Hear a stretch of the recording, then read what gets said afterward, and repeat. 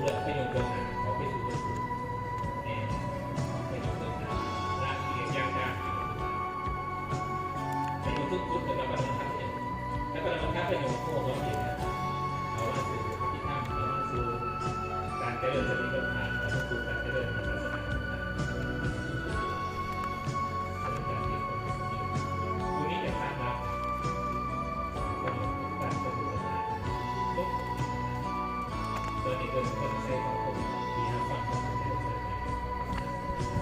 ตัวนี้เราไม่เด็กถือไม่ได้ต้องเก็บมาน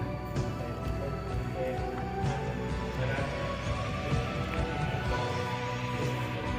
เพื่อที่มีให้เราไม่ได้ก็มีเอาไปเพราะแต่ว่าที่ทำของผู้ผู้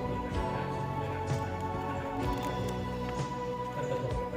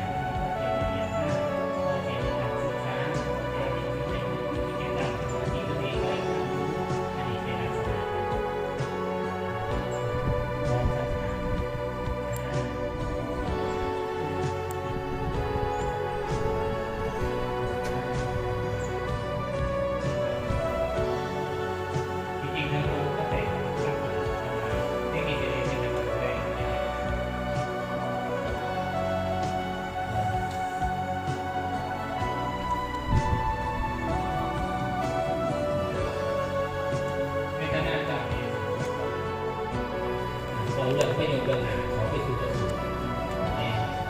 เป็นเรื่องนั้นราชเรียนยากยากประโยชน์ทุกๆแต่ละประการเนี่ย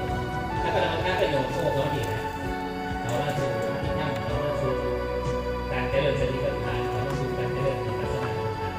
เป็นที่สุดตัวนี้จะสร้างรักเป็นเหมือนทุกการเป็นเรื่องนั้นจบตัวนี้เป็นเรื่องใช้ของผมมีฟังเขาสนใจส่วนเรื่องที่เด็กที่ถือไม่ได้แต่ละเด็กท่านมาได้ก่อนที่ถึงบอกมันจะเคยเพื่อที่มีให้เราเป็นอย่างไรก็มีออกมาได้ก็จะบอกที่ทำให้เราผู้ที่บอกถ้าผู้ที่อยู่ในระดับสูงนะครับมาทำให้เราถ้าจะตกไปเพราะว่ามันตัวเด็กที่ทำ